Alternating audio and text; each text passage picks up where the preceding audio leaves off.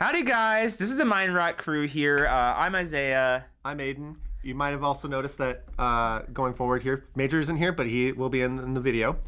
He's the third member of the episode here. Mm-hmm. We wanted to start off this by saying that we ran into a few production issues where we kind of lost our intro.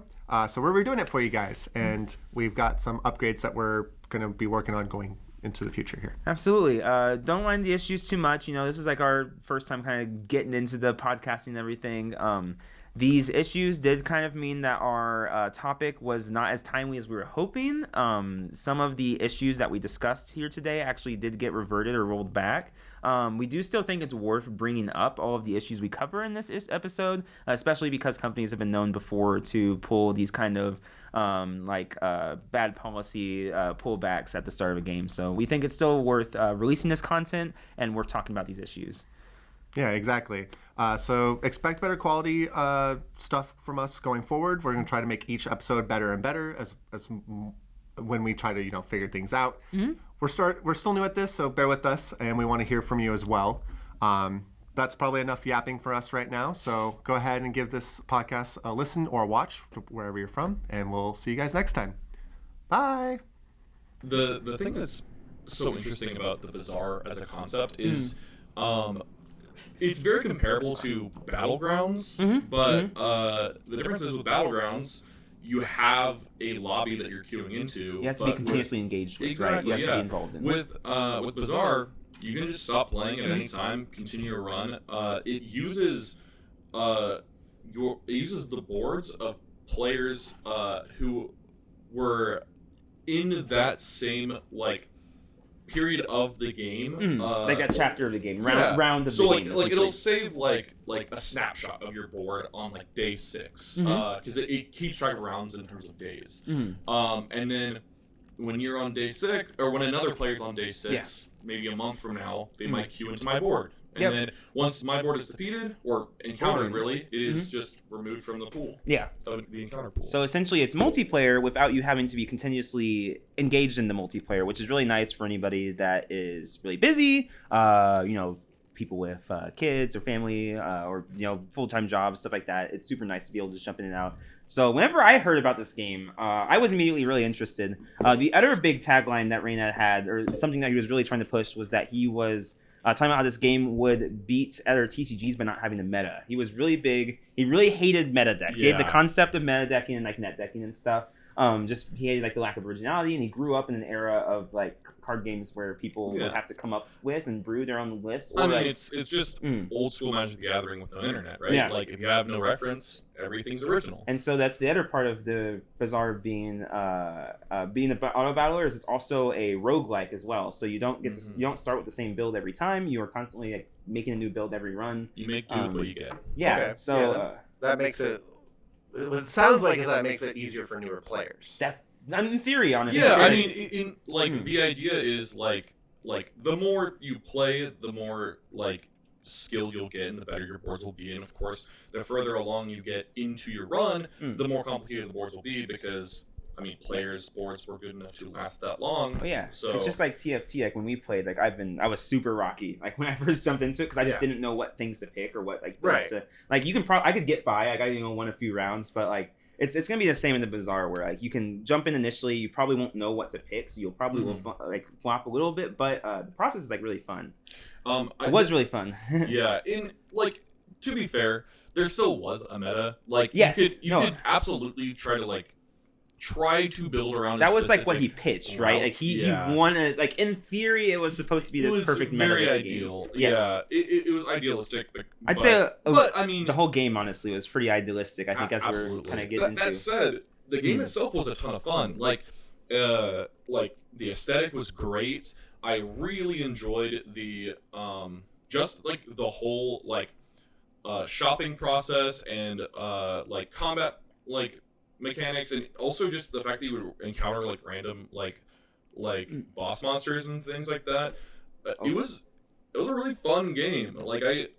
I played a ton of it, and you saw countless people being goodbye Battlegrounds, goodbye Hearthstone, we don't have to deal with Blizzard anymore, we have our new best friend, the Bazaar. Well Major, watch, I'm gonna be a little semantic real quick. What changed, Major? What changed? I'm glad you asked, Isaiah. Oh, what changed? Monetization. How so? So, for context, Also when? yes. Also, how? And where? And probably who? No, Rayned. Yeah, we know it was Rayned. So, Where? the Bazaar on, like, I don't know, towards the end of February, Yeah, like it's the late last week of February, February, I'm 1st of pretty March. sure. Yeah. Oh, so this is recent. Yeah. Yeah, Okay. or I think it was the first I'm week. pretty sure it was maybe- first week of March. Yeah, it might have when, been first week of March. The open beta went live. They Or open beta. they did the official launch of the Bazaar, and Well, the official launch of the open beta. I said they have announced it as like an open beta. Gotcha, okay. It's technically still in its beta. I mean, that being said, how long was Fortnite in its beta and Yeah. being accessed by everyone? / is it still in beta? I don't even really know. I have no clue. But yeah. Anyway, sorry. Yeah, in when that happened, in conjunction with it, they released new content, and the content was all new cards that would be added to your drafting pool. Again, like you're not deck building here, but And those depending were free on and what accessible. hero that you're playing. Those are free and accessible to everybody as a free That's the cool thing. It's only accessible to the players who pay it for it. So if you can still play free to play, but you just don't get access to those cards unless you pay money, but you still get to queue into people who did pay the money to have those cards. So you were just inherently at a disadvantage by being a free to play player because you're now paying for content. Which normally isn't a huge issue. I mean, like any card game, you have to buy the packs of the new set to get the new cards, or you have to. The more money you spend to buy cards, the bigger your collection will be, right? Yeah. However, this game had been advertised for years as it will never be pay to win. You will never pay for additional content. You will never pay for game advantage. You will never pay for exclusive game content. It would only be for simply for cosmetics. And it's really hard to it's so hard to just state just how much of a rug pull this was. Like, it's crazy. It goes all the way back to their initial Indiegogo campaign, which and their Kickstarter campaign as well, which, to be fair, like a lot can change in a game over the years. But it's really interesting. If you there's people on Reddit that have done the deep dives, and I'm not going to just sit here and spout like I'm not just going to read word for word what's on that Reddit. But I think the thing that is the craziest to me is that up until the last week of February, Raynad was making tweets on his Twitter announcing that the Bazaar was going to be a free to play game and was not going to have paid elements in it. Yeah, it's actually insane. It's like it'd be one thing if this was like a promise from the beginning, and then they were just like, "All right, guys, we can't sustain this anymore. We've got to." Yeah. But instead, like up to the moment of release, it was quite literally a dupe. Like it is unexcusable. Yeah. Because like just for like context, Aiden, like Oh, yes. yeah. I mean, yeah. like in general, like Isaiah said, like one of the biggest selling points, like the thing that they had boasted about the most on their Indiegogo campaign, like on all of their Discord posts, their Reddit posts, their Twitter posts for 5 years was like, this is free to play. There will never be pay to win content. And Sounds they like were a so dream. proud of that it's even plastered all over their website. Like as soon as you play the game, you will have access to every card available for that character, for the characters that you have unlocked. You will have access to every card, and it still says that. Or at least last I checked, it still said that. Frame this in a way that can make you mad. So like, imagine you're in Risk of Rain. Oh, and boy. there is a cycle of weapons that you could get like later on in the run. Yeah. Like actually, like after the first portal, you could get like a gun that you had a chance of rolling it, right? But you have the chance of rolling a gun that could potentially just like one shot like almost anything. Maybe that's excessive. Like maybe it only works for that round or something. Like it maybe That has exists. like some limits. Yeah. Now imagine if you had more of those in your pool than like other people because you were spending $10 a month for this game. So what you're saying is I would have all the fun, but no one else would. Yeah.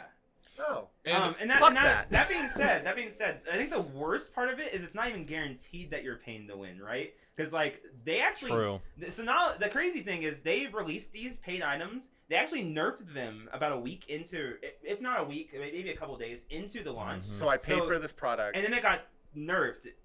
So why would I pay for the product? Days after you bought it.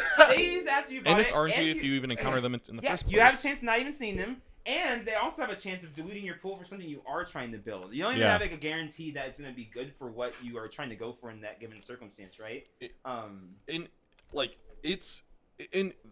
Honestly, all of that said, I think I really do think that all of this would be permissible if it wasn't for the way that Reynad responded. Oh my gosh! Oh my gosh! How did he respond? The PR team is so bad. So it's so bad. Was in general, the PR team or the individual? No, it was Reynad himself. There's no PR There's team. no freaking way that they have PR. If they do, they need to be fired because Reynad is speaking off the cuff as if he's not being filtered. Oh my gosh, what was it? He literally said, because people were complaining about the pay to win elements, he literally said pay to win was a slur. He literally said that. Like, that is not a lie. Yeah. It is out there for anyone to find. And he is making fun of every single person complaining in his Reddit. Yeah. Which I get it, complaining about Redditors. That makes sense. I can get that. But still, like from a customer service perspective, if all you are seeing of like one of the biggest public forums for your game is people not only complaining about the game, complaining about the people making the game, complaining about being censored. People are getting muted and banned in the Discord for complaining or talking about any of this. Yes, I want to touch on that too. Oh my god. I would not touch this game with a freaking 10-yard pole if I had seen all that shit before like getting into this game. Did you guys pay for anything? Oh, well, I mean, like we paid for the game outside itself. The initial game. So yeah, that's the other part of it is there was a closed beta, and I was so excited about this game that I did pay for what they call the Founders Pass for the closed beta, which just allowed you access to the game, and you could also earn like the loot boxes that you earned during the ranked runs would be like official like beta merch. Like you could get loot boxes that they couldn't get now. Okay. And the loot boxes at that time were strictly cosmetic. Like it was specifically skins for all of your items that you would see. So like you would get loot boxes for did it feel on the ranked run. Did it feel kind of like a thank you for buying the early access type of thing?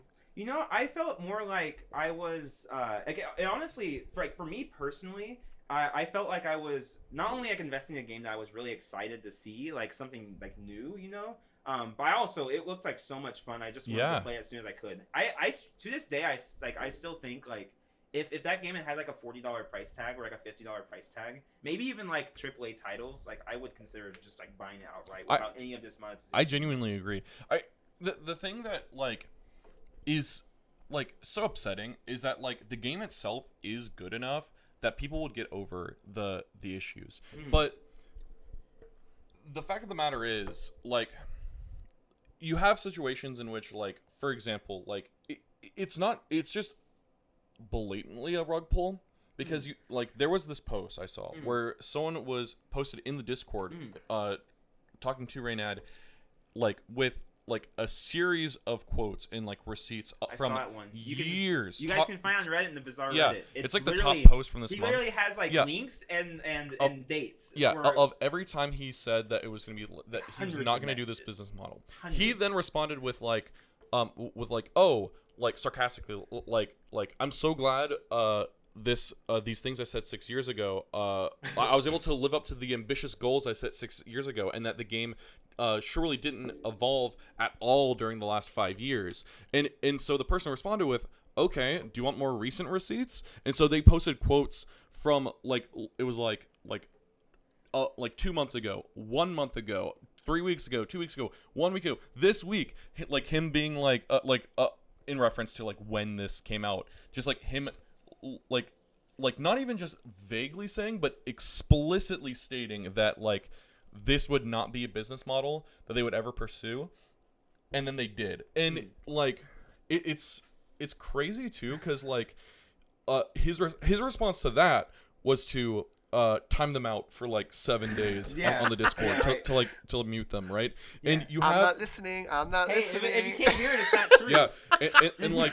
he's Baby behavior. in like the thing Baby is rage. that, Right, literally. Oh my God. that's not out of the norm for Reynad. Like he has a history Yes. of just like crashing out on Twitch, but like that's what you do when you're a Twitch personality, not as a CEO.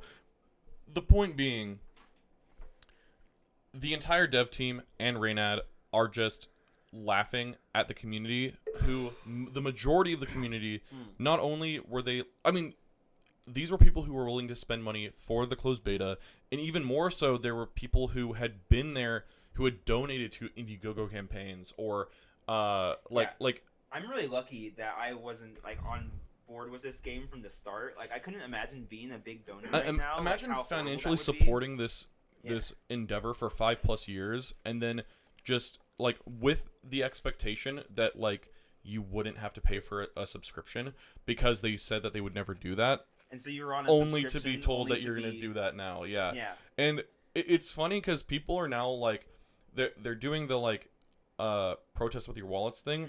Like not only are people just stopping playing, but there are people, especially I've noticed in Europe and the UK, who are like demanding they're demanding refunds.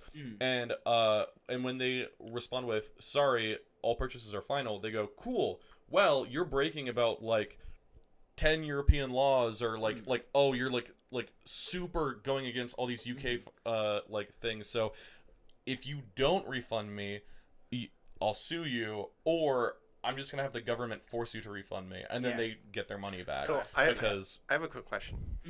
At any point, was there signs that they were leaning to this? No, I mean, like, even with them saying that they weren't. So there kind of were, and so like I say that only because there has been like a weird like NFT / crypto like side. I to think it this was game originally supposed to be like almost. an NFT. It was. They were originally game. gonna push like harder for it, and you can see like some evidence for that like on like Reddit and also like on their Ew. initial Kickstarter I and hate stuff. that this And you is can an even see NFT. it in the game. So like whenever you open like a loot box, it gives you You'll a get, like- skin for like an item, and it'll have an assigned like serial number for that skin. Yeah, I've got like 5 duplicates of the same skin, they but they just all have have different different numbers. serial numbers. And like it's, currently that doesn't really mean anything, but at some point they're Yeah. gonna have like a trading feature, and there's gonna be some of these that are probably gonna be more. They initially, I think they wanted to. I'm pretty sure they had wanted to go harder in on like the NFTs and stuff, but I think I don't remember why they ended up backing out of it. probably just because it was Bring back controversial. CS:GO crates. I- That's what it reminds me of. So and then also if you knew Reynad, like you probably would know that honestly if you knew Reynad and saw how successful it was initially, you probably would have been surprised, like, oh, like he's kind of a crazy person. How did this continue so successfully? And this happens. Like, oh right. Yeah, like even if he was the face of the project, like it wouldn't be as bad if the dev team didn't also double down. Right, Like- I think that's the worst, is like not having not seeming to not have anyone on our side, like on the team. Yeah. Even like the dev, like the mod team too, for like the Discord and the Reddit too. It feels Yeah. like there's a lot of bad vibes going on around there.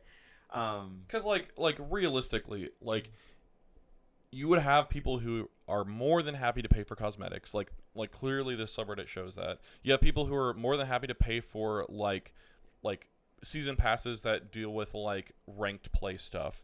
People are willing to spend money on heroes, which unlocks an entire like plethora of cards. But the moment that you lock individual cards behind heroes, after saying explicitly that you would not do that, and that buying the hero gives you access to all the cards that hero can play, and then going against that, I mean, what are you doing?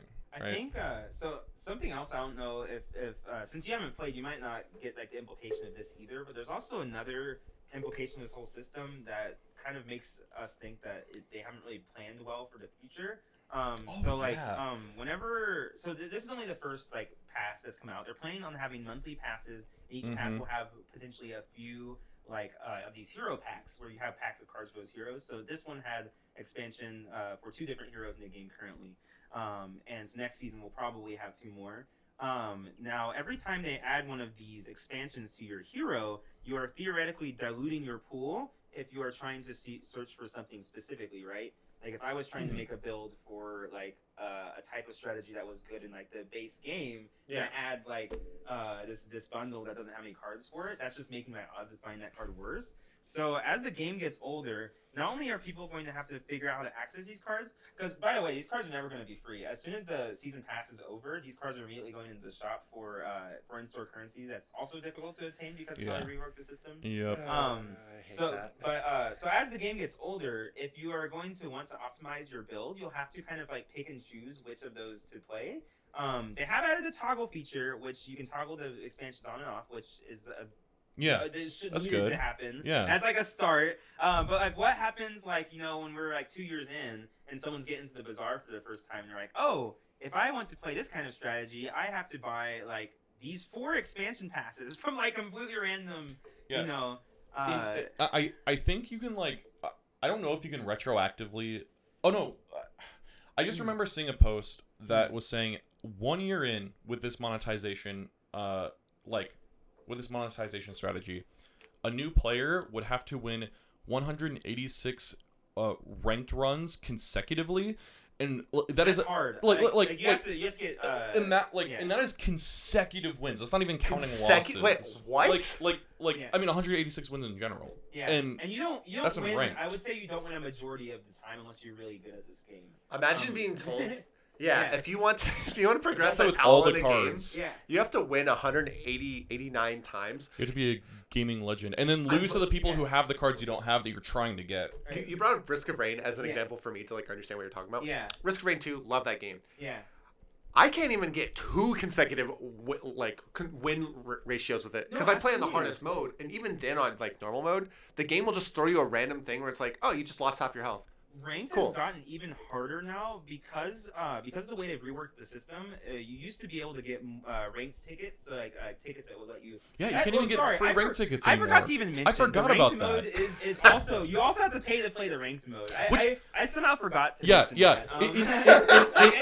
I just am so used to that at this point that I just like didn't. Not only do you have to pay for ranked mode, I remember when we were playing, like in order to get a free ranked run, you had to win 10 games in a row, which is the maximum amount of games that you can. Or no, you'd have to survive 10 days. You have to make. You have to. So. Oh, no. You have to get 10 you have to establish kills. how the That's game what it was. organized real quick. Yeah. So the way that you play the game is you play it in a series of days, and whenever every day you have to fight a player board. And if you beat 10 player boards, you win the game. Like, that's the end of your round. Okay. And if you want a ticket to play ranked, you have to win all. You have to win 10. Yeah. games. You have to win If you won 9 and then lost, you got nothing.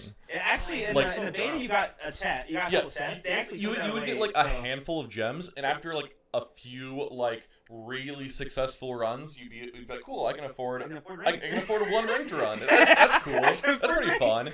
No. Actually, that's not even true because the incentive to play ranked was the chests, because in free to play you would have to beat 10 people in order to get a free ticket, and if you beat 9 people you got nothing, and then if you played ranked, then if you lost and didn't beat 10 people you'd still get some benefit. You get a few gems to like maybe do another one if like you beat like 6 or 7 people in a row. I remember it being more generous. That's right. Yeah, no, it was already like it's okay. The like trauma's getting to you. It is. it was awful as is, and people complained about it on the Reddit then, and then they were like, okay, but what if you couldn't get free ranked tickets anymore? Yeah. And people were like, oh. So I just strictly have to pay. You didn't get the now. ranked tickets from playing. You got one daily. That's how it worked. So you, No. you Yeah. So for just existing. It was both. You'd get 1 free one a day, Yes. and then you'd get 1 free one if you beat 10 people in a row. Yes. But now they removed the the great lords at Bazaar decided that you were worthy of 1 free ranked one a day, which you can't earn them very anymore. Yeah. You get 1 a day and that's it. Yeah. You don't get your 1 a day. They took away you the free don't? one. No. But can you still earn them for 10 wins in a row? Yes. Okay. That's what it is. You don't get the free one anymore. So you don't even get a free run like off the bat. You just have to get lucky. Lucky and be good at the game also. Yeah. So yeah. Regardless, I don't even remember what my initial point was. I'm just like that caught up on the freaking. Yeah. It's just it's just ranked has gotten it's really frustrating. It's really frustrating. Ranked has gotten difficult too. Because basically what's happening is it's pushing people out of ranked because it used to be that you could afford to get into ranked by playing by using your daily and also by playing a lot of and you could ranked and unranked. If you played good enough in ranked, you could play another ranked run. But it's way harder to get into ranked now, so because of that, a lot more people are being pushed out of ranked, which means ranked has just gotten more and more sweaty, which means that more people are getting pushed out of ranked. It's like doing this like crazy thing where it's just it's hyper optimizing it because only the people who can stay in ranked are the ones you encounter in ranked. Now, I have actually played the game recently.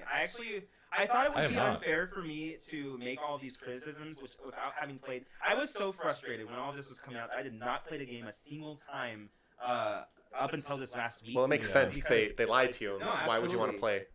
So I thought, wouldn't it be fair for me to play with or to criticize the game without actually going back and playing it in its new state? That's the saddest thing about it all is the game is still fun. And like I wouldn't be surprised if at this point I keep it installed and play it maybe like once every couple months maybe. Yeah. But I don't see myself there are way too many good games out right now for me to commit to one that just straight up lied to me. There's I don't know. Honestly, if it was just like a faceless, nameless entity like Blizzard or something, I'd just be like, it's like whatever. But I mean, Blizzard's done this with Hearthstone. I feel like this is oh my gosh! If I had to pay to play Hearthstone ranked, I know. Oh my goodness! I actually just bought I didn't spend money. I just dusted all of my collection from the rotation. Was able to build 5 or 6 free decks. But I spent no money on this expansion. I'm still playing with the new cards and stuff. That is just impossible in the Bazaar. Yeah, at least in Magic Arena, you can get packs, get wild cards, so eventually get cards you need. You can go infinite in draft and stuff. I know people that do that. That just play infinite drafts, and you can just basically play Magic Arena for free. I've never spent any money on Arena, and I think Arena. To be fair, I think Arena is one of the greedier card games, digital card games. Oh, and I still think that this is more egregious.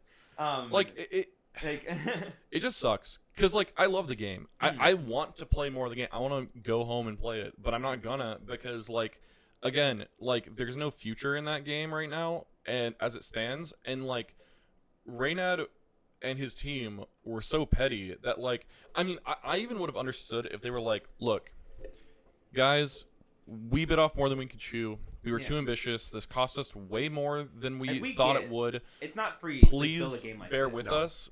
I know this goes against what we said, but this is what we have to do. But instead, they were they came out and just were basically poor shaming and then just laughing at people and being we didn't make these promises, or oh yeah, we did make these promises, but I don't care, cry more, and super detached and just devoid of empathy. And because of that, it's well, now I just don't. I just morally I feel like I can't continue to play that game. Do you think? I want to get your thoughts on this. Then I know that this has been an extremely negative conversation about this game. But would you? What would it take for you to get interested in a game that had monetization processes monetization policies like that? So, would you ever consider playing a game that was monetized in that way? I think if it was advertised from the start, maybe. I know it's a question for you, but if it was advertised from the start, at least it would be disclosed, and you'd know what you're getting yourself into. As someone who, so the way that the game is described from what you guys have said, I like it. I like roguelikes. I like card games, and so it's just a good strategy game. I really like keeping my mind just working on that stuff. And as someone who is currently in school for visual effects and animations, I've also had to take some video game development classes. I know that it is a lot of work to make those things, especially one that has a lot of visual animations for a lot of what the cards in Bazaar have. Absolutely. So I can understand them saying, "Hey, I know this is what we promised you guys. I'm sorry, but unfortunately, we are going to have some monetization." Now, what they could have done to fix that, in my opinion, was provide something that Magic already does, which is there's a season pass. It doesn't affect the rate of which you earn things, but you can earn more things over time.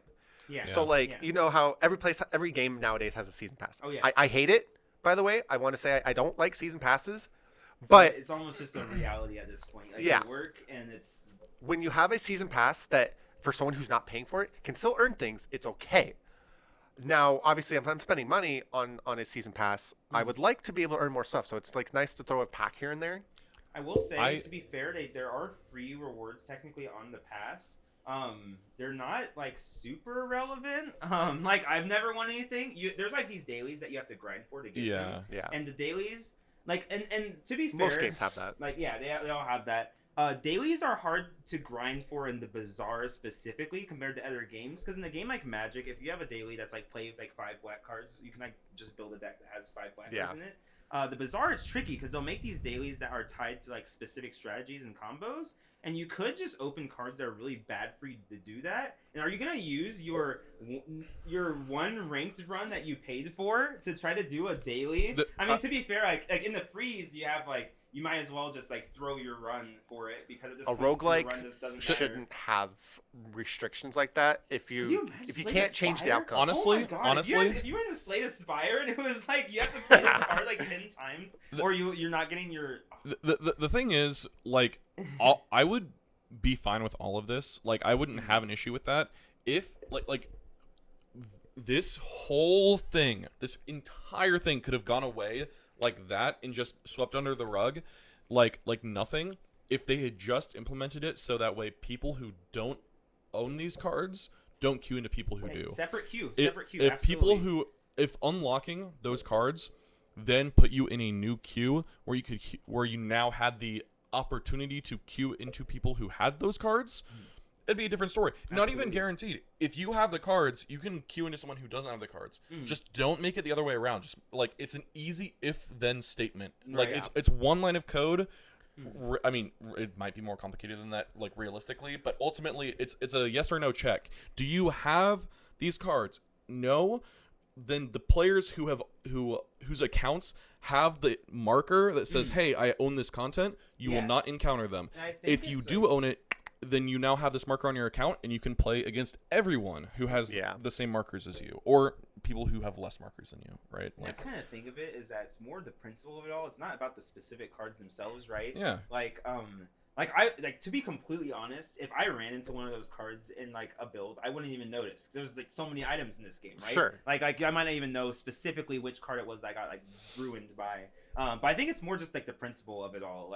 Absolutely. Like there will one day be like a freaking Black Lotus type card that like whenever a player gets it, like their board will basically be unbeatable to you. There have been those in the past in this game already.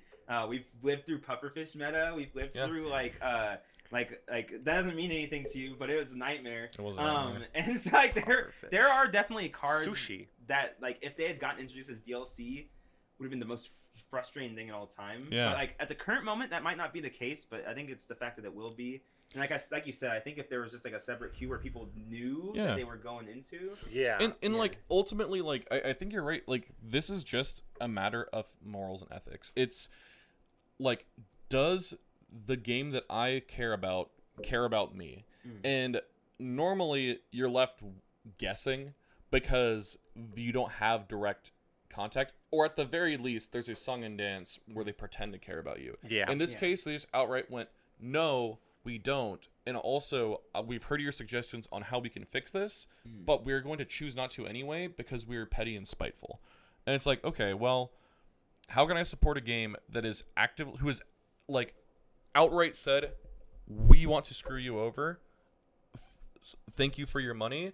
We don't care about they're those cashing of you who out. aren't willing to give us money. They're cashing out.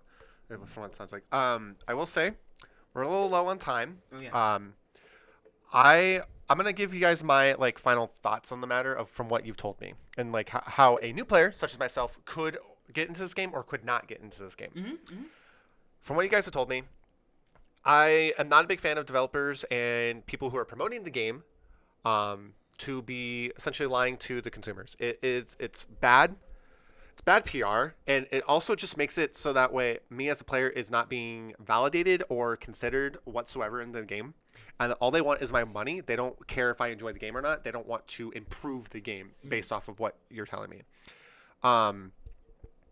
Roguelikes should not have a mechanic that is based off of what other people can or cannot afford for the game like that, because that's what makes them so difficult to develop, I guess, in my opinion. Something that maybe they can introduce into the future if they want is I know Hearthstone does this, and I know Magic does this every once in a while. If I don't play Hearthstone for another 4 months, they're probably gonna next time I log in, they're gonna give me some things to catch up. I love that. Hearthstone has been really good at that. Magic somewhat does that every once in a while. It's usually whenever there's like a rotation change in the format. So like when Standard got like its extension, they gave a bunch of free packs to people. Awesome. That's a good way of keeping people in. But ultimately, I don't think I would give the game the light of day. Honestly, it sounds like it's too much effort to even get anywhere with it, and I don't have a lot of time on my hand. In a game like that, I would like to be able to put some time into, pause, come back later without feeling like I just lost hours of work.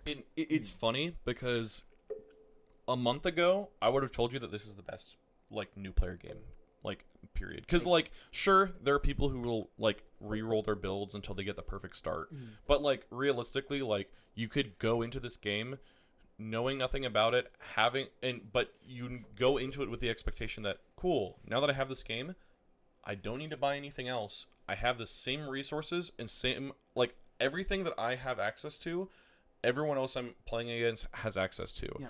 Unless it's just a hero you don't currently have unlocked. But you can do that over time, right?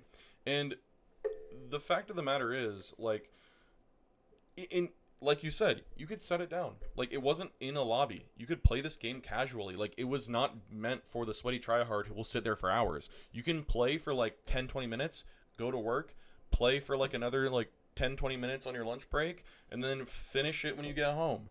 But now it's just, you know, if you snooze, you lose. And that sucks. It's a bummer. I used to get excited to explain this game to people because, you know, it was so small. Not a lot of people knew about it. And I'd be like, oh, there's this game I'm playing called the Bazaar. And it used to be really exciting to explain that. But yeah, what a bummer. I would say if you're someone who's looking to make a game, whether it's a card game, whether it's the next Elder Scrolls, listen to the people you are having test your game. Those are the people that are going to spread the word and also help you sell the game more. The moment you start ignoring your audience, it's the moment your game fails. Yeah, I mean, not just ignoring. When you're attacking, when you are actively attacking the people who don't just care about the game, but cared enough to create a community and financially support you before the game was even officially launched. When you attack those people, then the foundation just drops out from under you, and your game loses any soul that it once had. Yeah. Yeah. That's going to be it for right now, guys. What a somber note. Yeah. I know. Thank you so much for listening. If you are new to this, give us a like, subscribe, follow us on whatever platform you're watching this on. Yeah, do that. Also, leave some comments. We want to start asking you guys for some questions. We'll answer some questions when we can. We also want to hear you guys' thoughts on what we talked about today. See if you agree or disagree. Tips, let's debate. You know, if you have anything you want to see on the show. Right? Yeah, that too. We are looking to improve on this. You guys are the audience. We want to make this entertaining for you. Yeah. And this will be Mind Rot. Bye. See ya.